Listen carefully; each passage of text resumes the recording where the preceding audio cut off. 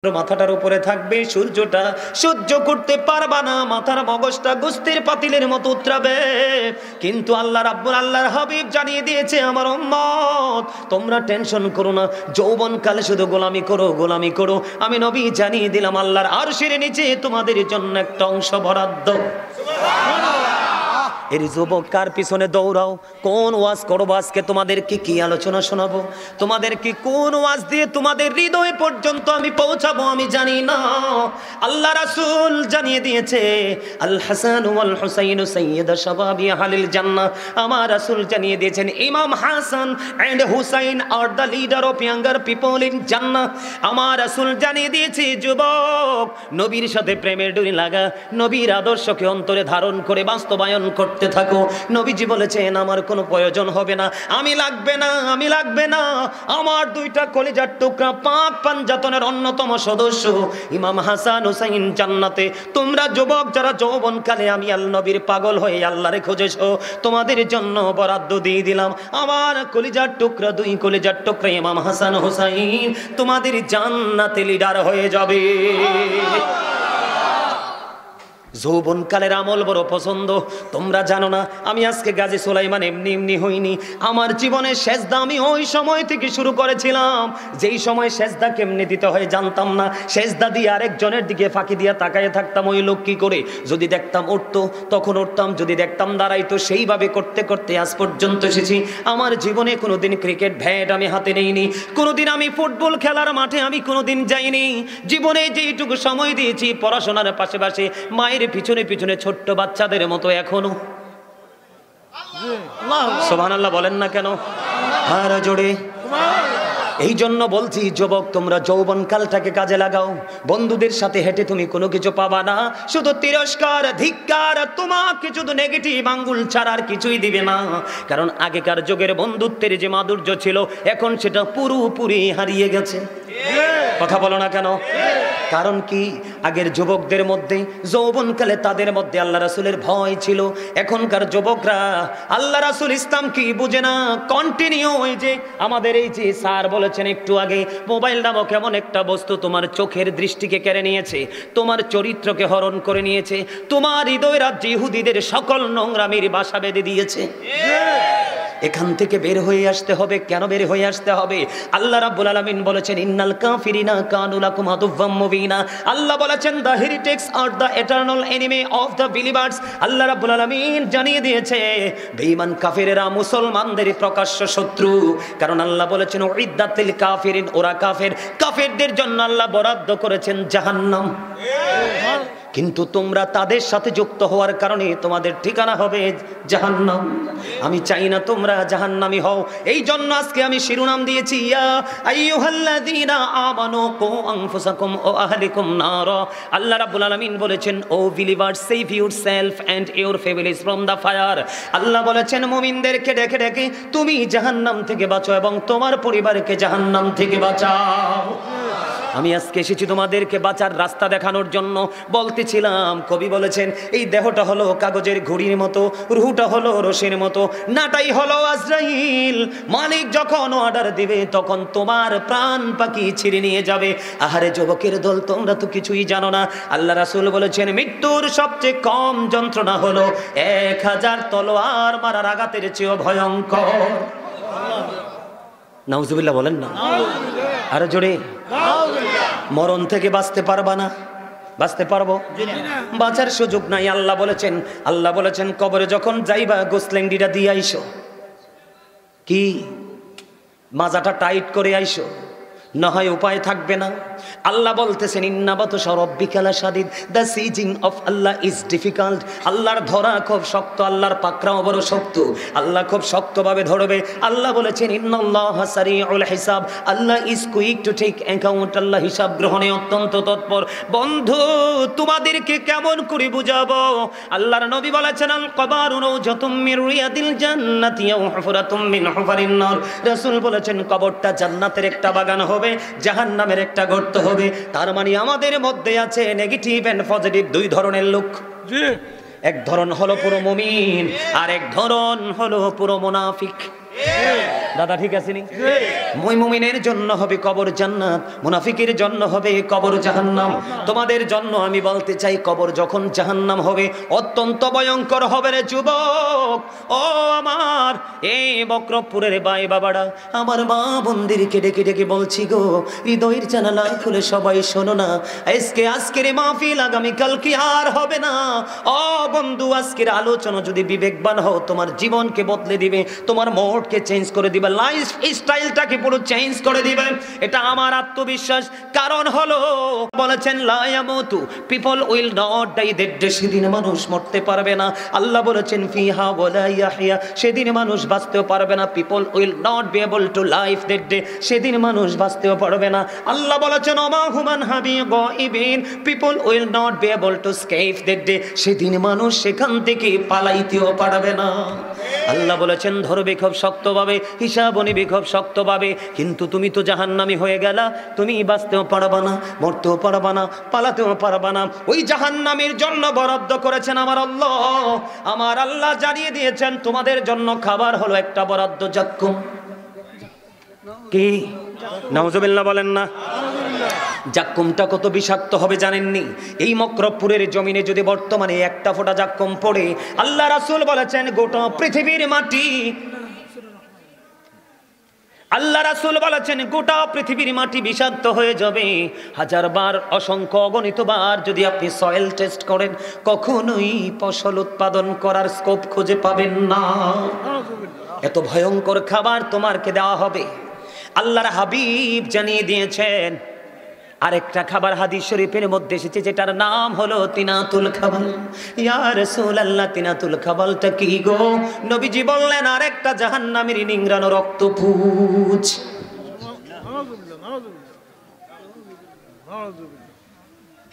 আরেকটা জাহান্নামীর রক্তপুঁজ খাইতে দেওয়া হবে। পারবেন খাইতে? কথা কয় না। আর এটা কি দুনিয়ার যে ফোড়া হয়, বিষ ফোড়া হয়, ওই রক্তপুঁজের মতো নয়। অত্যন্ত ভয়ঙ্কর রক্তপুঁজ খেতে দেওয়া হবে, খাইতে হবে। বাঁচারও সুযোগ নাই, মরারও সুযোগ নাই, পালাবারও। এই জন্য বলেছি বন্ধু, তোমরা বেশি বেশি করে জিকির করো। আল্লাহ রাব্বুল আলামিন বলেছেন ইয়া আইয়ুহাল্লাযীনা আমানু যকুরুল্লাহা যিকরান কাসীরা ওয়াসাব্বিহুহু বুকরাতা ওয়াসীলা। আল্লাহ বলেছেন ইমানদারদেরকে তোমরা বেশি বেশি করে জিকির করো, সকাল তো সন্ধ্যা আল্লাহর পবিত্রতা ঘোষণা করো। কেমন করে করব? আল্লাহ বলতেছেন আমি বলে আপনাদেরকে বেশি বেশি করে জিকির করতে বলেছেন, সকাল তো সন্ধ্যা আল্লাহর পবিত্রতা ঘোষণা করতে বলেছেন। বলে হুজুর কোন কন্ডিশনে করব? ফাযকুরুল্লাহা কিয়ামান, দাঁড়িয়ে দাঁড়িয়ে জিকির করো, ও কুউদান, বসে বসে জিকির করো, ওয়া আলা যুনুবিকুম, শুয়ে শুয়ে জিকির করো। তারপরেও জিকির বন্ধ করো না। এবার আসেন আপনারা, আমাদের মধ্যে আল্লাহর ওলি আছে না নাই? কথা কয় না? আমাদের মধ্যে আল্লাহওয়ালা লোক আছে না নাই? যে দেখতে লোকটা কালো কিন্তু তার চেহারায় ফুটে নূর। আচ্ছা ঠিক আছে, কথা কন, আছে না আল্লাহওয়ালা লোক? কোনো বিপদে পড়লে দৌড়াইয়া যায় একটা দোয়ার জন্য, আছেন আমাদের মধ্যে? এটা কেমনে হয় জানেননি? জিকির করতে করতে আল্লাহওয়ালা হয়ে যায়। দেখেন অত্যন্ত চমৎকার একটা হাদিস আমি মাঝখান দিয়ে আপনাদেরকে বলেছিলাম। আপনারা তো আজকে মাহফিলে আসেননি, আল্লাহর দিকে আসছেন, বলছিলাম নি? মনে রাখেননি ওয়াজ? এটি ব্রেইনে একটা একটা করে আমরা যেরকম পরীক্ষা দিছি মনে করে করে কোট করে করে, আপনারাও কিন্তু আজকে ক্লাস স্টুডেন্ট, ছাত্র। আপনারা যদি মনে করেন যে হুজুর ওয়াজ করতেছে শুধু মজা পাচ্ছি, লাভ হবে না, কোনো ফায়দা হবে না। আর আপনারা যদি মনে করেন যে সিরিয়াসলি আজকে আলোচনা শুনবো এবং এটাকে বাস্তবায়ন করব, আমল করব, তাহলে হয়ে যাব আমরা সবাই ধন্য। আল্লাহ যেন আমাদেরকে নগণ্য থেকে ধন্য হিসাবে কবুল করে, সকল বলেন আমিন। বন্ধুরে আমার দিকে তাকান। আল্লাহ রাসূল বলে দিয়েছেন কেউ যদি জিকির করার জন্য আল্লাহর দিকে 1 বিঘা পরিমাণে এগিয়ে যায়, আল্লাহ রাব্বুল আলামিন তার দিকে 1 গজ পরিমাণে এগিয়ে আসে। তার মানে আপনি যত দ্রুত যাবেন তার চেয়ে দ্রুত আল্লাহ আপনার দিকে আসবে। আল্লাহ রাসূল বলেছেন, এদিকে তাকান, আল্লাহ রাসূল বলেছেন কেউ যদি আল্লাহর জিকির করার জন্য আল্লাহর দিকে 1 হাত পরিমাণ এগিয়ে যায়, আল্লাহ রাব্বুল আলামিন ওই বান্দার দিকে 2 হাত পরিমাণ এগিয়ে আসে। সুবহানাল্লাহ। আমার নবীজি জানিয়ে দিলেন এই পৃথিবীর জলসা হলো একেবারে নরমাল লোকাল জলসা, ঠিক না? কারণ বলে হুজুর কেন বললেন? আমাদের এখানে সৎখুরও আছে, ইমানদারও আছে। আমাদের এখানে মিথ্যাবাদীও আছে, সত্যবাদীও আছে, আছে না নাই?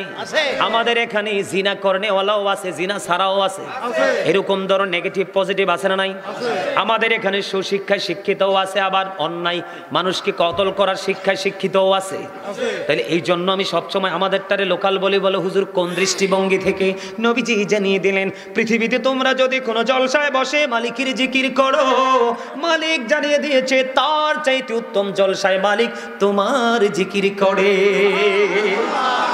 আল্লাহর হাবিব জানিয়ে দিল, ও মুকরপুরের যুবক, আমার ভাই, আমার বাবারা, আমার মা বোনদেরকে বলছি গো, হৃদয় খুলে শোনো। সবচেয়ে বড় মজার যে খবরটা আমার নবীজি জানিয়ে দিলেন, কেউ যখন জিকির করার জন্য জিকিরের জলসার দিকে, আল্লাহর দিকে হেঁটে হেঁটে আসে, আল্লাহ রাব্বুল আলামিন ওই বান্দার দিকে দৌড়ে চলে আসে। তার মানে হলো, আপনি যত দ্রুত আল্লাহর কাছে যেতে চান, আল্লাহ তার চাইতে দ্রুত আপনার কাছে এসে আপন হয়ে যাবে।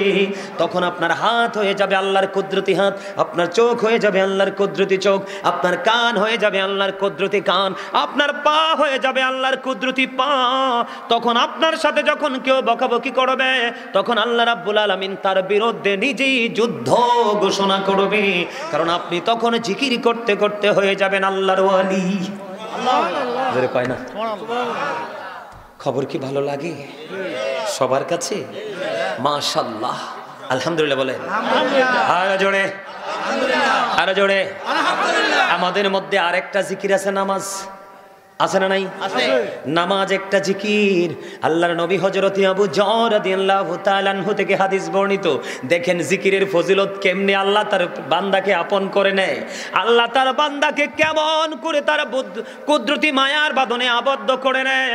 আমার নবীজি প্রত্যেকটা জিনিসকে আমাদের মাঝে শেয়ার করে দিয়েছেন। আমার নবী আপনাদের এই মকরবপুরে শীতের দিনে গাছের পাতা ঝরেনি? সব গাছের পাতা ঝরে, সব গাছের পাতা ঝরে, তাল গাছের পাতা ঝরে, এটা টাইম হইলে পরে। নারকেল গাছ টাইম হইলে পরে, সুপারি গাছ, কিন্তু আর ম্যাক্সিমাম গাছের পাতাই তো বিরামহীন ভাবে ঝরে। আল্লাহর হাবিব কি করলেন? বের হলেন, হাদিসের রাবি হলেন হযরতে আবু যর। নবীজি বের হলেন, বের হয়ে চাইয়া দেখলেন গাছের পাতাগুলো শীতের কারণে শুষ্ক হয়ে ঝরে ঝরে পড়ছে। হাদিসের মধ্যে এসেছে নবীজি দুটো ঢালা ধরলো, ধরার পরে আবু যরকে ডাক দিলেন। আবু যর উত্তর দিলেন, লাব্বাইকা ইয়া রাসূলুল্লাহ, আমি হাজির। এবার আমার নবী বললেন, রে আবু যর, তুমি নজর দিয়ে চাইয়া দেখো শীতের দিনের কারণে শুষ্ক হয়ে গাছের পাতাগুলো কেমনে ঝরে ঝরে পড়ে। আল্লাহর প্রিয় বান্দা যখন আল্লাহর গোলামির জন্য নামাজে দাঁড়াবে, কুদরতি এই কপালটা যখন আল্লাহর কুদরতি কদমের মধ্যে লাগাইয়া দিবে, তখনই ওই গাছের পাতার মতো জীবনের গুনাহগুলো সব ঝরে পড়ে যাবে। তাহলে জিকিরে লাভ আছে না নাই? তাহলে আমি যে জিকির করলাম, আপনারা যে মুখটা বন্ধ রাখছেন, জুলুম করছেন না নিজের উপরে নিজে? আমার তো কিচ্ছু হয়েছে না, আমার গোলামি ঠিকই আছে, আছে না নাই? দুরূদ যখন পড়ছে, মোটামুটি ম্যাক্সিমাম লোকে পড়ছেন, কিছু লোকে তালা দিছেন হামুকের মতো। বর্ষাকালে বৃষ্টি হইলে দেখবেন মাটি ফাইটটা হামুক বের হয়, শিং দুইটা বের করে মনের আনন্দে, আর এ মানুষের ফায়ের নমুনা দেখলে আর মুখ খুলে না, বাড়িতে না ভাঙ্গিয়া এরপরে আশের বাচ্চারে খাওয়ান লাগে, ঠিক না বেটে? আমাদের মধ্যে এমন কিছু হামুইকা মুখ মুসলমান আছে। কি মুখ? আল্লাহ যাই করুক হামুকের মতো লাগাই ফেলমু, যেইটা হইব পরে হইব। এডি কিপটা, এডি অহংকারী। আল্লাহ কই যাবে যদি হইবি টাইম মতো হইবি। ওমা আল্লাহ সবজ করে লাইছে, আপনি কার উপরে দোষ দিবেন? সূরা ইউনূস খুলে দেখেন, আল্লাহ কয় ইন্নাল্লাহা লা ইয়াজলিমুন নাসা শাইয়্যা ওয়ালাকিন্নান নাসা আনফুসাহুম ইয়াজলিমুন। আল্লাহ কয় আমি বান্দার উপর জুলুম করি না। তার মানে আল্লাহ আল্লাহর বান্দার উপর অত্যাচার করে না, বান্দা নিজেই নিজের উপর অত্যাচার করে।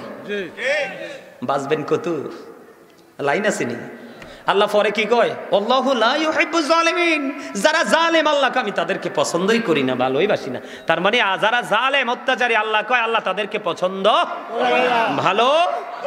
এরপরে কি কয় জানেন নি? আল্লাহ কয় ওমালি জালিমিনা মিন আনসার। যখন এই জালেমরা বিপদে পড়বে, আমি আল্লাহ তাদের জন্য কোনো সাহায্যকারীও রাখি নাই। তার মানে আল্লাহ তাদের জন্য কোনো সাহায্যকারী, ওই যে বলছি লা ইয়ামুতু, মরার সুযোগ নাই, ফিহা ওয়ালা ইয়াহইয়া, বাঁচারও সুযোগ নাই, ওমা হুমান হাবি গায়িবিন, পালাবারও সুযোগ নাই। একটু কি ভাবছেন কোথায় আছেন, কি করতেছেন, কোথায় যাবেন? শোনেন, আজকে একটা কথা বলি, সকালে কি খাইছেন, দুপুরে কি খাবেন সেটা জানতেন না। আজকে সুস্থ আছেন, আগামী দিন সুস্থ থাকবেন কিনা সেটাও জানেন না। আজকে বেঁচে আছেন, আগামী দিন বাঁচবেন কিনা সেটাও জানেন না। আজকে এখানে আছেন, আগামীকালকে এই সময় কোথায় থাকবেন সেটাও জানেন না।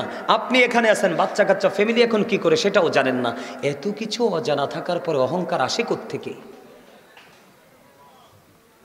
যিনি সব জানেন ওনার তো কোনো অহংকার নাই, কিন্তু তিনি আজকে রহিম রহমান, কিন্তু কাল হাসর দিন হবে কাহার। কঠোরতা কাকে বলে সেদিন দেখবেন। বুঝে আসে কথা? আরো জোরে বলেন। জিকির করবেন নি না ছাড়বেন? ভাব দেখাবেন? মনে রাখবেন, যার মধ্যে থাকবে যত বেশি ভাব, মনে করবেন তার মধ্যেই প্রকৃত প্রেমের আছে অভাব। কথা কয় না? উদো পাঞ্জাবি একটা ইস্তারি করে গায়ে দিয়ে আড়ে কেউ দেখলে মনে কয় হামসে বড় কোন হে।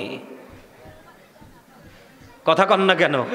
আমাদের মধ্যে এমন কিছু লোক আছে না, যাইয়া দেখেন ভালো খাবারও নাই তার ঘরে। এটা হচ্ছে তার চরিত্র। এখান থেকে আমাদেরকে বের হয়ে আসতে হবে। আমি দরুদ পড়েছি, অনেকে দরুদ পড়েননি। আজকে কিন্তু জুমার দিন। কিসের দিন? এই মক্রবপুরবাসীর জন্য বড় নিয়ামত।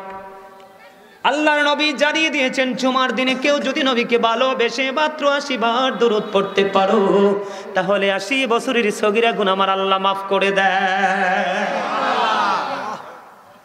দাইলামি শরীফের মধ্যে এসেছে হাদিস খানা। হাদিসের রাবি হলেন হযরতে আনাস রাদিয়াল্লাহু তাআলা আনহু। আল্লাহর হাবিব সরকারে মদিনা তিনি জানিয়ে দিয়েছেন, বন্ধু মনটা দিয়ে শুনেন, পৃথিবীর বুকে কেউ যদি নবীকে মহব্বত করে মাত্র 1000 বার যদি দরুদ পড়ে রে, নবীজি বলেছেন সে জান্নাত না দেখা পর্যন্ত মরণ হবে না। আমরা আতর ট্রান্সফার করা দেখে আপনারা সবটির চৌকাইয়া ঢুকছে আতরের বোতলে। হাদিস কি কইছি মনে নাই? কইতে পারবেন নাকি? তা কইছি কইতেন না তো, কারণ আমরা মহাব্বত নি মহাব্বত লাগছে, নবীর সুন্নত আদায় করছে। প্রধান বক্তারে মনে পছন্দ হয়েছে আর কি, আল্লাহ কুদ্দুর ভালোবাসা দিছে। আলহামদুলিল্লাহ কোন? এটা কি ভালোবাসা না? আরে মিয়া মহাব্বত, রাসূল কইছে এটা দিতো চাইলে ফিরাই দিও না। সুবহানাল্লাহ কোন না? আবার বলছি, নবীজি বলেছেন, নবীকে ভালোবেসে প্রতিদিন কেউ যদি 1000 বার দরুদ পড়ে, তাহলে সে জান্নাত না দেখা পর্যন্ত মরণ হবে না। জোরে জোরে কন্যা সুবহানাল্লাহ। এই জন্য বলি, পাইলে নিরালাই গো নবী, পাইলে নিরালাই, পাইলে নিরালাই গো নবী, পাইলে নিরালাই। দুই কদমে চুমু খাবো, দুই কদমে চুমু খাবো, চরণে ধুলে মাখবো গায়ে, পাইলে নিরালাই গো নবী, পাইলে নিরালাই, পাইলে নিরালাই গো নবী, পাইলে নিরালাই। মারহাবা। আর জোরে ঘুম চলি আইছে না? হ্যাঁ আইছে না? আল্লাহ তুমি আরে বাঁচাইছে, আর মুসল্লি বালা। যে একটা হাসি দিচ্ছেন, বিউটিফুল স্মাইলিং, চমৎকার লাগছে। এই হাসির কারণে কি হয়েছে? নতুন আরেকটু ফিলিংস আসছে। কম পক্ষে 30 মিনিট কোনো ক্লান্তি আসবে না। ঠিক না ব্যাঠি? আরে আন্না রাগ করছেন কিল্লাই? কি হয়েছে? মন খারাপ? হ্যাঁ আপনারে কইয়া সাদা টুপি, মন খারাপ না? আমি দাত্রী সাউনের লাগিয়ে প্রশ্নটা করছি। আলহামদুলিল্লাহ বলেন। কারণ আমার এই জায়গাটা শেষ, এটা আমার ব্যক্তিগতভাবে আপনাদেরকে অ্যাক্টিভ করার জন্য বলেছি। ভালো লাগছে? কিন্তু আমার মূল আলোচনা হলো, আজকে বর্তমানে একটা ব্যাধি আমাদের সমাজে চারপাশে ঘুরে বেড়াচ্ছে। সেই ব্যাধিটা হলো, বাবা মা যখন একটু অসুস্থ হয়ে যায়, সন্তান পাশ কাটিয়ে অন্যদিকে চলে যায়। আছে না? ঠিক না? সম্মানিত উপস্থিতি, এটা কেন বললাম জানেন? Paradise of the child under the feet of the mother. মায়ের পায়ের নিচেই সন্তানের জান্নাত। রাসূলকে প্রশ্ন করলেন একজন, ইয়া রাসূলুল্লাহ, আমার কাছ থেকে সবচেয়ে মিষ্টি যেই ব্যবহারটা, এটা কার পাওয়ার হক বেশি? রাসূল বললেন, ক্বালা উম্মুকা, তোমার মা। ক্বালা সুম্মা মান, তারপরে কি? রাসূল বললেন, ক্বালা উম্মুকা, তোমার মা। আবার প্রশ্ন করলেন, ক্বালা সুম্মা মান, তারপরে কে? রাসূল বললেন, ক্বালা উম্মুকা, তোমার মা। আবার প্রশ্ন করলেন, ক্বালা সুম্মা মান, নেক্সট কে? রাসূল বললেন, ক্বালা আবুকা, তোমার বাবা।